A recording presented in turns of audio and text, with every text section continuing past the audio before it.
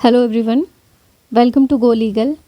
हम कर रहे थे बीएसए भारतीय साक्ष्य अधिनियम, उसके सेक्शन 6 तक हमारे कवर हो गए थे। सेक्शन 7 से आज हम शुरू करेंगे, तो इनफ चिट चैट चलते हैं। सेक्शन 7 कह रहा है कि फैक्ट्स नेसेसरी टू एक्सप्लेन और introduce a fact in issue और रेलेवेंट फैक्ट। ठीक है, तो हमें ये पॉइंटर्स याद रखने हैं for pre and mains both. Number 1, explain या इंट्रोड्यूस करता है किसी नए फैक्ट को। यहाँ से जनरली जो क्वेश्चन आएंगे वो इलिस्ट्रेशन बेस्ड आएंगे, सही है। और रेलेवेंट फैक्ट और विच सपोर्ट और रिबट, सपोर्ट रिबट, ठीक है। 1 2 3, या फिर इसको अलग अलग ही रखो, 1 2 3 4, सही है।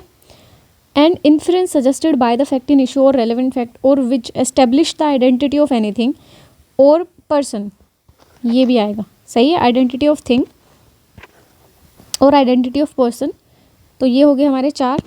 इसके बाद ये 5 6, ठीक है। हुज आइडेंटिटी इज रेलेवेंट और फिक्स टाइम 7, ये 8। कौन सा टाइम और प्लेस की बात हो रही है? Eight which any fact in issue और रेलेवेंट फैक्ट हैपन और which shows the relation of parties, कितने हो गए? 9। तो पहले जो ना सेक्शन 9 था, ये section 9 of Indian evidence act, तो हम ऐसे याद करते थे कि सेक्शन 9 में 9 ही चीज़ें याद रखनी है। अब दो कम हो गए हैं, तो आप अपने हिसाब से उसे याद कर लें, राइट। अब है हमारा इलिस्ट्रेशन वाला पार्ट। पहले इलिस्ट्रेशन करते हैं, फिर इसका एक इम्पोर्टेंट पार्ट है जो यहाँ से शुरू एस्टेब्लिश होगा, यहाँ से, जिसे हम बोलते हैं TIP, test identification parade, right. तो पहले इलिस्ट्रेशन करते हैं, उसके बाद टीआईपी पे जाएंगे। क्वेश्चन क्या है? The question is whether a given document is the will of A, the state of as property and of his family at the date of the alleged will may be relevant fact. तो ऐसा हो सकता है कि आपको illustration दे दिया जाए और पूछा जाए कि कहाँ रेलेवेंट है, राइट। तो यहाँ क्या है, ये देखिए, यहाँ पे बात कर रहे हैं, देखो, फिक्स टाइम की, ठीक है, और फिक्स प्लेस की। तो क्या यहाँ टाइम और प्लेस की बात हो रही है? Of a family at the date of the alleged will may be relevant, सही है। तो डेट से क्या हो गया? सेक्शन 7 में फॉल कर जाएगा। नेक्स्ट है हमारा A sues B for a libel imputing disgraceful conduct to A, B affirms that the matter alleged to be libelous is true, the position and the relation of the parties at the time when the libel was published at the time, सही है, when the libel was published may be relevant fact as introductory to the fact in issue. The particulars of the dispute between A and B about a matter unconnected with the alleged libel are irrelevant. अब ये चीज़ भी important है, ये भी important है। ये कह रहे हैं कि particulars of a dispute between A and B about a matter unconnected with the alleged libel, ठीक है, उससे अलग कोई भी उनके डिस्प्यूट हो, कोई बड़ी बात नहीं है, पर वो जो लाइबल है, यानी कि जो डिफेमेटरी स्टेटमेंट है, ठीक है, वो यहाँ पे इंपॉर्टेंट है, या इन लीगल लैंग्वेज हम बोल सकते हैं रेलेवेंट है, राइट। दो the fact that there was a dispute may be relevant if it affect the relationship between A and B, right. Relationship कैसे कि ए और बी में कोई झगड़ा था जिस वजह से उसने वो लाइबल पब्लिश किया, सही है। नेक्स्ट है हमारा A is accused of a crime, the fact that soon after the commission of the crime A absconded from his house. अभी ये देखो, soon after the commission of the crime, section 8 evidence याद आया, conduct, और यहाँ पे क्या है, ये सेक्शन 6 में as a conduct subsequent to and affected by the fact in issue, the fact that at the time when he left the home A had sudden and urgent business at the place to which he went is relevant as tending to explain the fact that he has left his home suddenly. अभी अगर हम in general बात करें कि उसने वो क्यों घर छोड़ा या वहाँ से क्यों भागा, ठीक है, तो वो चीज़ रेलेवेंट नहीं होगी, उसका बिजनेस रेलेवेंट नहीं होगा। बट क्योंकि वो क्राइम के एकदम बाद भागा, तो वहाँ पे रेलेवेंट हो जाएगा उसका कंडक्ट, और उसका कंडक्ट रेलेवेंट है। लेकिन यहाँ जो ये लाइन है ना कि वो काम अर्जेंट था, वो क्या शो कर रहा है? एक ये इंट्रोडक्टरी फैक्ट हो गया कि why he left the place, ठीक है, लेफ्ट द प्लेस। तो ये जो इलिस्ट्रेशन है, ये सेक्शन 6 के लिए भी उतना ही रेलेवेंट है जितना सेक्शन 7 के लिए है, right. A to B for introducing C to break a contract of serving made by him with A. C जो है on leaving A service, उसने क्या बोला? A मतलब says to A, I am leaving your services because B जो है मुझे ज़्यादा अच्छे ऑफर दे रहा है। This statement is relevant fact as explanatory of C's conduct, which is relevant as the fact in issue. देखें, अगर इन जनरल हम देखें तो क्या दूसरा कोई हमें ऑफ़र दे रहा है, इसका दो लोगों के बीच के कॉन्ट्रैक्ट के बीच में कोई लेना देना है नहीं है, पर क्या उसका कंडक्ट शो किया जा सकता है? हाँ, उसका कंडक्ट इसीलिए शो किया है क्योंकि ए को ये प्रूव करना है कि उसका जो कॉन्ट्रैक्ट है वो ब्रीच हुआ है। सही है। नेक्स्ट है हमारा A accused of theft is seen to give the stolen property to B who is seen to give it to A's wife. ये कह रहा है ए जो है जिसने थेफ्ट किया है is seen to give the stolen property, B को स्टोलन प्रॉपर्टी दी है, who is seen to give it to A's wife, उसने ए की वाइफ को दी है। B says as he delivers it, जैसे उसने डिलीवरी की, A says you are to hide this. A ने उसे बोला कि तुम्हें तो इसे छुपाना पड़ेगा। B statement is relevant as explanatory to the fact which is a part of transaction. सही है। अब है लास्ट जो हमारी बच गई है, A is tried for a riot and is prove to have marched at the head of the mob. The cries of the mob are relevant as explanatory, यानी कि वो जो बोल रहे थे, फॉर एग्जाम्पल वो बोल रहे हैं कि ए को मारो, ए को मारो, ए को मारो, है ना, तो वो एक्सप्लेन कर रहा है कि उनका कंडक्ट क्या है, यानी कि वो लोग जो इकट्ठे हुए थे एक साथ, तो उनका मोटिव क्या था, वो मोब थी, है ना, या कोई पीसफुल प्रोसेशन निकल रहा था, तो उसको एक्सप्लेन कौन कर रहा है, वो जो चिल्ला रहे थे, जो बोल रहे थे। चलो अब थोड़ा ना टीआईपी के बारे में भी देख लेते हैं। टीआईपी बेसिकली क्या होता है, टीआईपी बेसिकली क्या होता है, टेस्ट आइडेंटिफिकेशन परेड। सही है। वैसे ये मेंस का है, पर मैं इसलिए बता रही हूँ क्योंकि अभी ना इस पर एक केस आया था, Jafar versus state of Kerala का। ठीक है, उसमें एक इम्पोर्टेंट बात बोली गई थी। देखें, इसमें ना सुप्रीम कोर्ट ने बोला था कि जो प्रोसिक्यूशन विटनेस है, पीडब्ल्यूज हम बोलते हैं, उसने एक बंदे को आइडेंटिफाई किया इन पुलिस स्टेशन, मतलब हाँ ये बंदा मैंने देखा था, जैसे भी उसने आइडेंटिफाई किया, तो कोर्ट ने बोला, यानी कि सुप्रीम कोर्ट ने बोला कि ये जो आइडेंटिफिकेशन है ना, ये टीआईपी नहीं होगी, प्रॉपर टीआईपी से हम नहीं बोल सकते। क्योंकि मैं अगर आपको टीआईपी का प्रोसीजर बताऊं तो 5-6 बंदे ऐसे खड़े हैं लाइन में, सेम सूरत के, सेम शक्ल के, सारी चीज़ें मतलब सिमिलर रखा जाएगा उन्हें, फिर उनमें से एक को आपको बताना होगा, यहाँ पे आपको खड़ा कर दिया मान लो, तो आप में से आपको इनमें से एक को बताना होगा कि हाँ ये बंदा था उस दिन जिसे मैंने देखा था। और टीआईपी का पर्पस क्या है, टीआईपी, अच्छा कुछ क्वेश्चन है, जैसे कि टीआईपी जो है क्या नॉन पर्सन की होती है या अननोन की, नॉन की या अननोन की। नॉन का तो मैं नाम बता दूंगी ना कि फ़लाना बंदा खड़ा था, अननोन बंदे की जो पर्सन होता है उसकी टीआईपी होगी। अब एक क्वेश्चन और आता है कि टीआईपी जो है वो कंडक्ट कौन कराता है, तो TIP is conducted by judicial magistrate. सही है। क्या टीआईपी एक सब्सटेंटिव पीस ऑफ एविडेंस है, एविडेंस, नो। साथ में यूज्ड ओनली फॉर कोरोबरेशन। ठीक है, ये कुछ ऐसे क्वेश्चन है जो पूछे जाते हैं, इसलिए मैं एक्सप्लेन कर रही हूँ। क्या टीआईपी कंपलसरी है, नो। क्या आप टीआईपी के लिए मना कर सकते हो, यस। क्या आपने टीआईपी के लिए मना कर दिया तो ये माना जाएगा कि यू आर द कल्प्रिट या you are the accused, no. ठीक है, टीआईपी का मेन पर्पस क्या है कि ये टेस्ट करना, एक तो विटनेस की जो वेरासिटी है वो चेक करना, नंबर 1। सेकंड ये है कि जो इन्वेस्टिगेशन है वो प्रॉपर डायरेक्शन में जा रही है या नहीं जा रही, बस ये 2 चीज़ें हैं, इसका कोई बड़ा लंबा चौड़ा रेलेवेंस नहीं है। बस इतना सेक्शन 7 में बहुत है, अगर कुछ होगा तो मैं कमेंट सेक्शन में डाल दूँगी। सही है। थिंग्स सैड और done by the conspirator in the reference to common design, ये भी इंपॉर्टेंट सेक्शन है। Where there is a reasonable ground to believe that 2 or more person have conspired together, पहले तो reasonable ground होने चाहिए, second है जो है conspiracy होनी चाहिए, नंबर 1 2 or more person, ये एलिमेंट्स है, लिखते रहना, ठीक है, असेंशियल जैसे आप बोलते हो, 2 or more person है। थर्ड है conspiracy ज़रूर होनी चाहिए, ऑफेंस कमिट होना चाहिए, और an actionable wrong, anything said और डन। अब ये यहाँ से जो है इंपॉर्टेंट चीज़ शुरू हो जाती है, एनीथिंग सैड, डन और रिटन बाय एनीवन, किसी एक ने भी अगर किया है, of such person in reference to the common intention after the time when such intention was first entertain by any one of them, पहली बार उसी इंटेंशन पे अगर किसी ने कोई काम किया है, is relevant fact as against each of the person believing to be so conspiring as well as for the purpose of proving the existence of the conspiracy, as for the purpose of showing that any such person was a party to it. तो इनसे दो चीज़ें साबित होंगी क्या, एक तो ये कि वहाँ पे कॉन्स्पिरेसी थी, ठीक है, और दूसरी क्या प्रूव हो जाएगी, किस लिए वो रेलेवेंट हो जाएंगे, कि सेकंड जो चीज़ है showing that such person was a party to it. ठीक है, समझ आ रही है कि इसके अगर हमें इंग्रेडिएंट्स लिखने होंगे तो रीजनेबल ग्राउंड होना चाहिए किस चीज़ का, कि दो या दो से ज़्यादा बंदे मौजूद थे, कॉन्स्पिरेसी उन्होंने की, और कॉन्स्पिरेसी के बाद कॉन्स्पिरेसी किस लिए थी, किसी ऑफेंस को करने में। अब आपको यहाँ बहुत चीज़ें ध्यान देनी है कि कॉन्स्पिरेसी हुई है ठीक है, पर क्या भी ऑफेंस हो गया है, नहीं।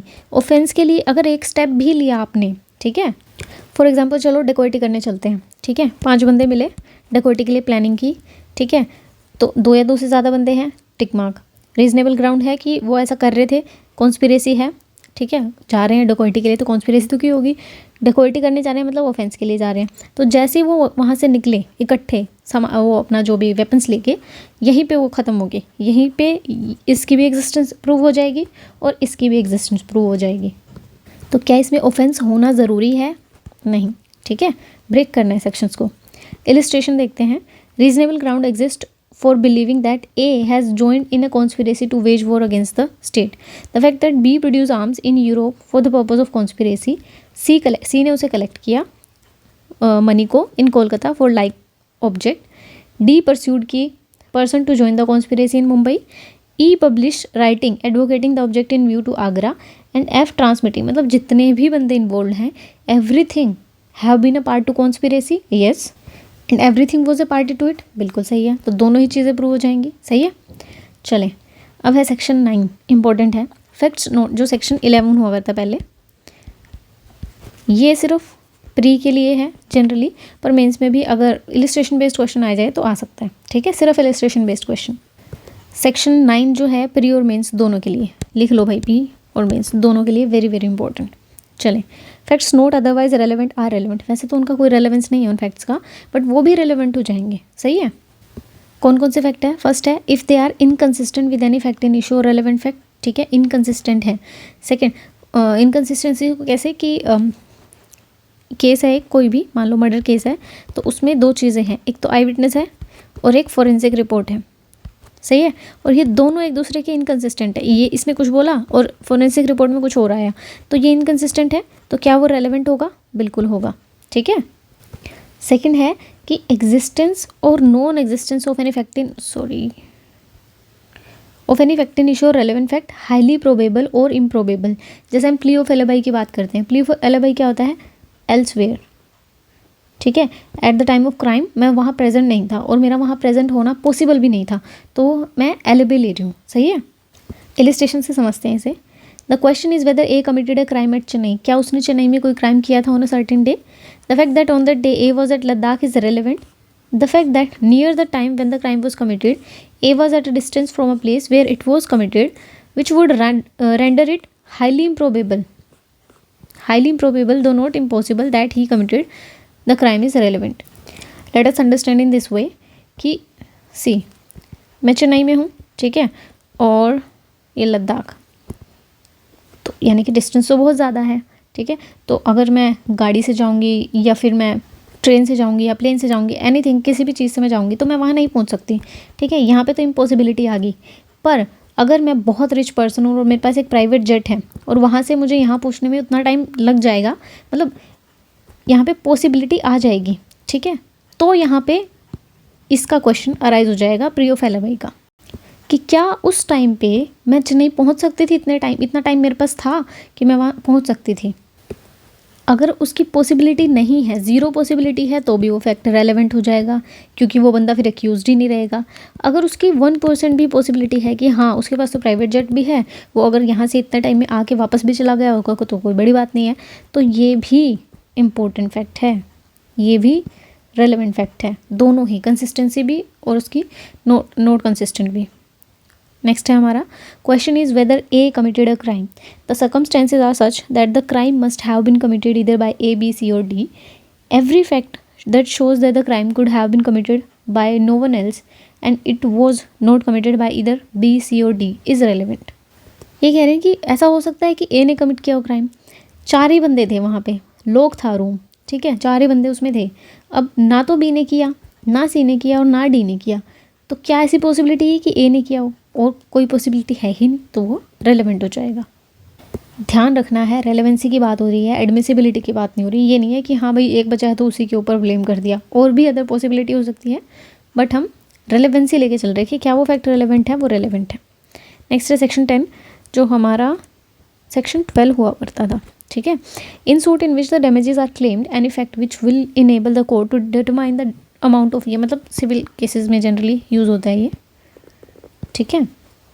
मान लो ब्रीच ऑफ कॉन्ट्रैक्ट हुआ है, कॉन्ट्रैक्ट जो था 2 लाख का था, ठीक है, तो सामने वाले को कितने हम डैमेजेस दे सकते हैं, या कोई कॉन्सर्ट है वहाँ पर लोगों ने टिकट्स खरीदी है, आए हैं, ये सब बहुत चीज़ें हो जाएंगी मान लो, तो उस टाइम पे डैमेजेस कितने हैं, तो ये सारी चीज़ें रेलेवेंट हो जाएंगी, जो फैक्ट जो है उन्हें डिटरमाइन करने के लिए इंपॉर्टेंट होंगे। चलिए, फिर the question is as to the existence of any right और custom the following facts are relevant.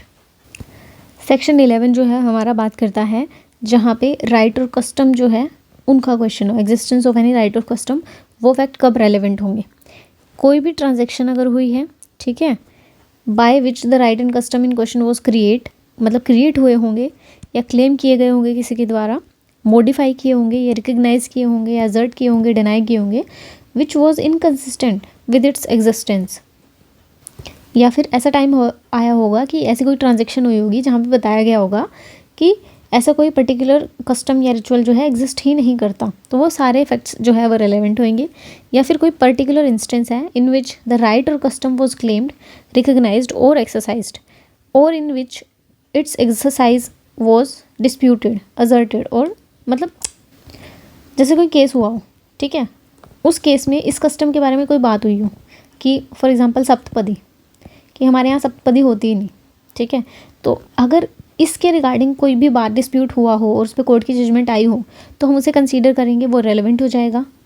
या कोई ऐसी ट्रांजेक्शन हुई हो, फॉर एग्जांपल कोई डीड बनी थी, ठीक है, और उस डीड में लिखा हुआ था कि ये जो प्रॉपर्टी है ये पुरखों तक चलती रहेगी, यूज़ की जाएगी बाय सम, फॉर एग्जांपल ए है, ए के एंसेस्टर्स जो है इसे यूज़ करते रहेंगे, तो ऐसी कोई डीड हुई हो, कोई ट्रांजेक्शन हुआ है, कोई भी कॉन्ट्रैक्ट बना हो, अग्रीमेंट हुआ हो, वो सारी चीज़ रेलेवेंट हो जाएगी सेक्शन 11 के अकॉर्डिंग। इसे आप सेक्शन 26 के डी के साथ भी पढ़ सकते हो। वहाँ पे बस ये याद रखना है कि वो जो स्टेटमेंट दी होगी, ओपिनियन दिया होगा, वो डेड पर्सन के द्वारा दिया गया होगा, ठीक है, या मतलब can not be found dead, या जिसको प्रिक्योर करना है, जिसे बुलाना जो है वो कॉस्टली होगा, ये सारी कंडीशंस वो आगे जब हम सेक्शन 26 पढ़ेंगे तो हम दोबारा देखेंगे, बट इन केस लिख लो, इसमें ज़्यादा और कुछ इंपॉर्टेंट नहीं है, बस ये याद रखना है। सेक्शन 11, पहले 13 हुआ करता था, सेक्शन 11 याद रखना है। Question is whether A had right to fishery, a deed conferring the fishery on A's ancestor, a mortgage of the fishery by A's father, a subsequent grant of the fishery by A's father in reconcilable with the mortgage, particular instance in which A's father exercised the right or in which the exercise of the right was stopped by A's neighbor are relevant। सही है। Next है हमारा section 12 जो बात करता है state of mind, intention, knowledge, good faith, negligence, ये सारे के बारे में। सही है। मेन जो हमें याद रखना है स्टेट ऑफ माइंड, बॉडी और बॉडीली फीलिंग, जिससे हमें सेक्शन याद रहेगा। सेक्शन 12 है, पहले होता था सेक्शन 14। पढ़ते हैं क्या कह रहे हैं। Fact showing the existence of state of mind. अब स्टेट ऑफ माइंड में क्या आएगा, इंटेंशन भी आ सकती है, नॉलेज भी आ सकती है, good faith, negligence, rashness, ill will, good will etcetera. Any particular person और showing the existence of any state of body और बॉडीली फीलिंग, ठीक है, are relevant when the existence of any existence of any such state of mind or body or bodily feeling is in the issue। और अब यहाँ पे ये चीज़ ध्यान रखनी है कि कब काम आएगा, when the existence of such state of, क्या मतलब मैं बोल रही हूँ कि मैं इंटॉक्सिकेटेड थी जब ये ऑफेंस हुआ, तो क्या मैं उस स्टेट ऑफ बॉडी में थी या स्टेट ऑफ माइंड में थी, ये अगर क्वेश्चन आएगा तो सेक्शन 12 रेलेवेंट होगा, अदरवाइज़ कोई ज़्यादा रेलेवेंस नहीं है। क्यों ऐसा है, क्योंकि अगर मैं बोलती हूँ कि मैं तो इंटॉक्सिकेटेड थी या मैं अनसाउंड थी उस टाइम पे, मुझे पता ही नहीं था क्या कर रही हूँ मैं, I was not able to understand the nature of the thing but I was doing, तो वहाँ पे क्या होगा, मैं जनरल एक्सेप्शन में अपने आप को फॉल कराने की कोशिश करूँगी। सही है। इसलिए एक्सप्लेनेशन क्या रही है, a fact relevant as showing the existence of a relevant state of mind must show that the state of mind exist not generally generally नहीं है बट उस टाइम पे है। जनरली होगी तो पता चल जाएगा। इंटॉक्सिकेटेड तो देखो उसी टाइम थे तो पता चल रहा है। मैं पागल हूँ मतलब अनसाउंड हूँ, तो वो क्या मैं हमेशा अनसाउंड थी या फिर मैं उस टाइम पे, ठीक है। जैसे इडियट्स होते हैं, इडियट्स थ्रू आउट रहेंगे, या कोई ऐसा इंसान है जिसको रिकरिंग अटैक ऑफ इंसानिटी है, ठीक है। तो उस केस में क्या होगा, क्या उस टाइम पे वो इंसानिटी के मतलब इन्फ्लुएंस में था या उस टाइम पे सही था वो, ऐसा। एक्सप्लेनेशन 2 है, but where upon the trial of the person accused of an offence the previous commission of the accused of offence is relevant within the meaning of this section, the previous conviction of such person shall also be relevant। मतलब ये है कि क्या ये काम वो करता रहता है, क्या इसी चीज़ के लिए वो पहले भी कन्विक्ट हुआ है, तो वो चीज़ भी रेलेवेंट हो जाएगी यहाँ पे। क्वेश्चन इलिस्ट्रेशन देखते हैं। A is accused of receiving stolen goods knowing them to be stolen. अब अगर उसके पास पहले से ही मतलब पोजेशन में है अदर स्टोलन प्रॉपर्टी की, तो पता चल जाएगा हैबिचुअल है वो, है ना। जैसे मैं कोई स्टोलन चीज़ ले लूँ, फिर मैं कह दूँ कि यार मुझे तो पता ही नहीं था ये चोरी की है, पर मेरे पास तो और बहुत सारी चीज़ चोरी की है, मैं चोर मार्केट से सामान ले रही हूँ, ठीक है। तो यहाँ पे वो रेलेवेंट हो जाएगा। A is accused of fraudulently delivering to other person a counterfeit currency. अब ये है कि उसने और लोगों को भी अगर काउंटरफिट करेंसी दी होगी तो मतलब उसे पता है, झूठ बोल रहा है वो। A sues B for damages done by the dog of B which B knows to be ferocious. अब उसने पहले XYZ को भी काटा हुआ है, फिर भी उसने वही ड्रामे कर दिए, यानी कि फिर भी उसने नेग्लिजेंस शो करी, तो वो रेलेवेंट हो जाएगा। Question is whether A the acceptor of the bill of exchange knew that the name of the payee was fictitious. The fact that A had accepted other bill drawn in the same manner before they, मतलब same है, habitually वो कोई काम कर रहे हैं। इसमें देखें इलिस्ट्रेशन बहुत ज़्यादा हैं, तो इलिस्ट्रेशन ज़्यादा है इसका मतलब ये है कि इंपॉर्टेंट है, तो you just have to go through all the illustration first, क्योंकि फिर वीडियो ज़्यादा लंबी हो जाएगी, फ़ायदा नहीं है ना, तो इसलिए चलें। Where there is a question whether an act was accidental or intentional or done with a particular knowledge or intention, the fact that such act formed part of the series of similar occurrences in which, मतलब ये है कि जैसे मान लो मुझे ना insurance का पैसा मिलना है, मैंने घर लिया उसमें आग लगा दी, मेरे को इंश्योरेंस का पैसा मिल गया। मैंने दूसरा घर लिया उसमें आग लगा दी, मेरे को फिर इंश्योरेंस का पैसा मिल गया। मैंने उसमें इतना काम नहीं किया था पर मेरे को इंश्योरेंस का पैसा ज़्यादा मिल रहा है, तो ये काम मैं हमेशा कर रही हूँ। तो अगर क्वेश्चन आता है कि क्या वो काम एक्सीडेंटल था, सिर्फ इस सिचुएशन में कि एक्सीडेंटल था या इंटेंशनल था, तो सेक्शन 13 रेलेवेंट हो जाएगा, सही है। अब क्वेश्चन क्या आ जाता है कि पहले में भी इंटेंशन थी, नॉलेज थी, इसमें भी, इन दोनों में फ़र्क क्या है। अगर इंटेंशन वर्सेस एक्सीडेंट का कहीं भी क्वेश्चन आएगा, सेक्शन 13 पे जाना, ठीक है। अगर स्टेट ऑफ माइंड का, कि उस टाइम पे उसकी स्टेट ऑफ माइंड क्या थी, ठीक है, तो आएंगे हम सेक्शन 12 पे। स्टेट ऑफ माइंड क्या थी, इंटेंशन थी, नॉलेज थी, अच्छी विल थी या गुड विल थी, बैड विल थी, जो भी थी, तो तब हम आएंगे सेक्शन 12 पे। दोनों में डिफरेंस है, एक्सीडेंट वर्सेस इंटेंशन है तो सेक्शन 13, अदर देन इंटेंशन है या स्टेट ऑफ माइंड है तो 12। बस यहाँ से जनरली यही इलस्ट्रेशन जो है वो पूछी जाती है, ज़्यादा ऐसा नहीं है, बस ये ध्यान रखना, ये फॉर्मूला याद रख लेना। नेक्स्ट है section 14, when there is a question whether a particular act was done the existence of any course of business. Course of business important है, क्यों है आगे बताऊँगी, ये आपको याद रखना है। यहाँ पे जो बात हो रही है वो रेलेवेंसी की हो रही है, ठीक है।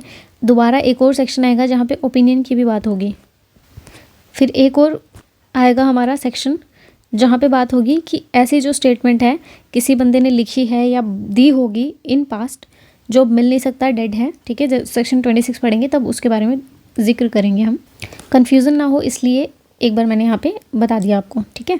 ये कह रहा है कि अगर there is a question whether a particular act was done, कोई भी एक्ट किया गया है, ठीक है, यहाँ स्टेटमेंट की बात होगी जब हम आगे बढ़ेंगे, और अदर देन दैट ओपिनियन की बात होगी। Particular act was done the existence of any course of business according to which it naturally would have been done।